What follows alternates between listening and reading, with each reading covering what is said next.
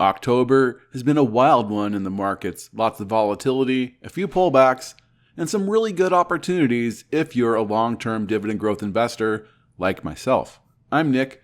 This is the Dividend Growth Income channel, and in today's video, I'm talking about 3 dividend stocks that I believe are straight up discounted heading into November 2025. And to put my money where my mouth is, these are stocks I'm personally buying myself. All solid companies with growing dividends, room to run, paying you while you wait, and hanging out at their 52-week lows. But first, this video is for educational and entertainment purposes only and should not be taken as financial advice. Dividend growth investing is not a get-rich-quick scheme, and there are no guarantees of returns. Investing in the stock market involves risk, including the potential loss of principal. I am not a financial advisor. I am simply sharing my own personal journey as a dividend growth investor. If in doubt, always seek help from a licensed financial advisor. And make sure you stick around until the end, because I have an important update about a major change to a popular ETF that I myself and a lot of you are invested in.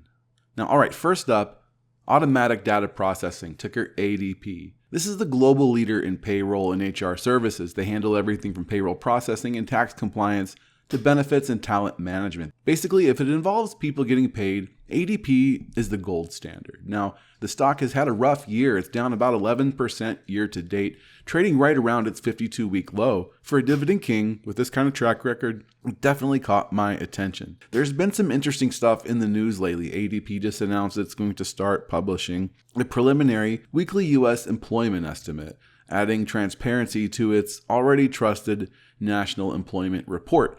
Meanwhile, some analysts are noting higher operating costs, but the overall fundamentals remain solid. Steady revenue growth, strong balance sheet, long history of profitability. Now, speaking of history, ADP has paid a growing dividend for 51 straight years, making it a true dividend king. Now, over the last 5 years, the dividend has grown at an impressive 11.3% compound annual growth rate. That most recent increase was 10% last year, and another raise should be announced any day now. According to Simply Safe Dividends, ADP's dividend safety score is a rock-solid 97, rated very safe. The payout ratio is just 55% of forward earnings and 48% of free cash flow, right in the healthy zone and actually a bit lower than its historical average, so they are doing quite well. They are paying quarterly in January, April, July, and October, at a rate of $1.54 per share for a total annual payout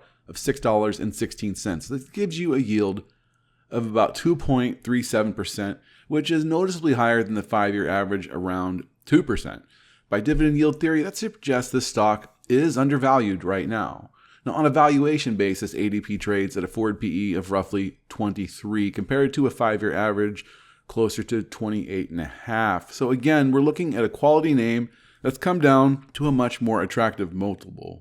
Now for some fundamentals. ADP has been buying back shares, consistently shrinking the share count from 459 million a decade ago down to about 408 million today. Their return on invested capital sits at around 26%, which is excellent, and the net debt to EBITDA of around 0.31 and net debt to capital of 0.25.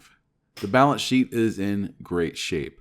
Analyst consensus has a 1-year price target of about $293, implying around 12.5% upside from the current levels. And some firms are even higher, up near $315.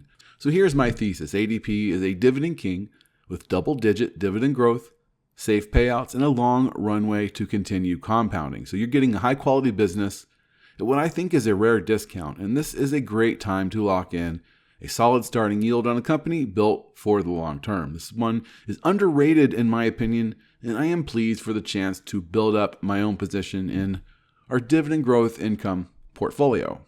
All right, next up, Proctor and Gamble, ticker PG. Proctor and Gamble is a global leader in consumer goods, one of the most recognizable and reliable companies in the world. You'll find their products in almost every household: Tide, Pampers, Gillette, Crest, you name it. This is the definition of a defensive stock.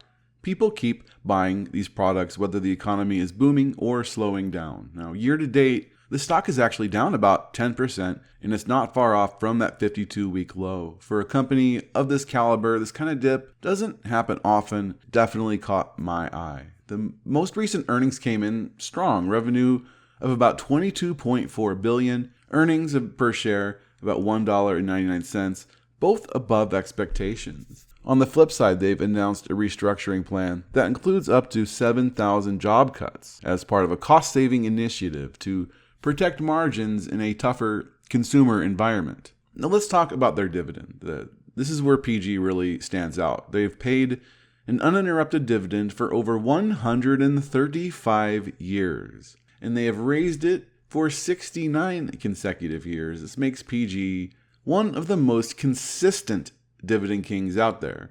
Over the past 5 years, that dividend has grown at about 6.1% annually, with the latest raise coming in at 5%.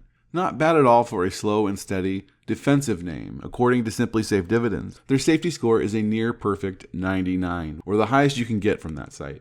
The payout ratio sits at around 60% of forward earnings and 65% of forward free cash flow, both comfortably below our 70% comfort zone. Proctor and Gamble pays their dividend quarterly in February, May, August, and November at roughly $1.06 per share each quarter for a total annual payout of $4.23. The ex-dividend date just passed. The current yield sits at about 2.8%, which is above the 5-year average of roughly 2.5%. So it's not a huge jump from there, but for a company this steady, that gap does suggest it's undervalued based on dividend yield theory. And the forward PE ratio is about 21.3 versus a 5-year average closer to 24. So valuation is looking reasonable. You're getting a steady blue chip defensive company at a discount. A few quick fundamentals worth mentioning. Procter and Gamble has been quietly rewarding shareholders behind the scenes with steady buybacks, reducing their share count from about 2.8 billion back in 2016 to 2.45 billion today. So that is a nice, meaningful reduction in share count, boosting their overall earnings per share. Their return on invested capital sits at an impressive 18%, showing just how efficiently this company converts capital into profits. And the balance sheet is as sturdy as you'd expect from a blue chip like P&G. Net debt to EBITDA sits just above 1, and net debt to capital around 33%, both comfortably within the conservative territory. Analysts have a 1-year price target of roughly $1.69 a share, which represents about 12% upside from here. So here's my takeaway. Procter and Gamble's pullback this year gives long-term investors a rare chance to buy a dividend king at a decent valuation, I believe. You've got elite dividend safety, nearly 7 decades of dividend growth, one of the most defensive portfolios in the world.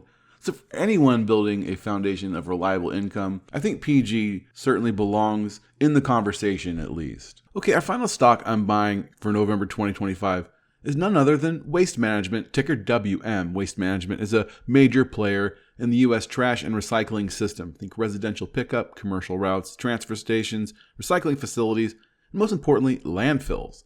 The network gives them real pricing power because disposal capacity is scarce and valuable. Alongside Republic Services, they form a true duopoly, and industry analysts often peg Waste Management near the top with roughly 25 to 30% of national solid waste share, and Republic right behind it. Shares of Waste Management are down nearly 15% in the last 6 months, and the stock sitting right at its 52-week low. That pullback sets the stage for why I'm looking at it right now. Waste Management missed Q3 on both revenue and earnings, and the stock recently sold off. Management also trimmed the full-year revenue outlook, pointing to pressure from recycled commodity prices. Even so, they still highlighted double-digit operating EBITDA growth and strong free cash flow conversion in the quarter. This looks to me like a classic case of near-term headlines versus durable, long-term fundamentals. Now for the dividend, Waste Management has paid an uninterrupted dividend for about 25 years, with 21 straight years of raises. The 5-year dividend growth rate is roughly 8%, and the latest increase last December was a clean 10%. Safety looks fine for a cyclical slow grower like this. Simply Safe Dividends rates it at 80, which they see is safe. Their payout ratio sits at around 44% of forward earnings and 41% of forward free cash flow. Those levels have trended very steadily over the last decade, which is what you want in this space. They pay quarterly in March, June, September, and December at roughly 82.5 cents per share for a total annual payout of $3.30. Recent ex-dividend date lined up in mid-September. You should expect the December ex date to land in early to mid-December, with payment later in the month. Very consistent. Yield right now is about 1.65%. This is slightly above the 5-year average, near 1.56%. This isn't a stock that trades at a fat yield. The market pays up for the stability of the landfill mode, and even a small uptick versus the history could be a signal that you're getting a better entry than usual. On valuation, the forward PE is about 24.8. This is a material drop from the 5-year average of 27.6. And it's back to its cheapest range that we've seen in a couple years. Again, it's not screaming cheap in absolute terms, but cheaper than its own history, which matters for a premium compounder like Waste Management. Shares outstanding continue to grind lower, roughly 456 million in 2015 to about 404 million in 2025. So buybacks quietly amplifying the earnings per share growth. Return on invested capital sits around 10% and has been consistent, which is strong for an asset-heavy utility-like model. Leverage runs a bit higher than my normal preference. Net debt to EBITDA is about 2.8x, which is workable, and net debt to capital around 71%. It's a little bit on the high side, but Waste Management is always operating in that 65 to 75% zone for the better part of the last decade, so it's really business as usual rather than a shift. So the comfort here comes from the predictability of the cash flows and the long-lived landfill assets, but this is something that you need to keep in mind. They are leveraged quite highly.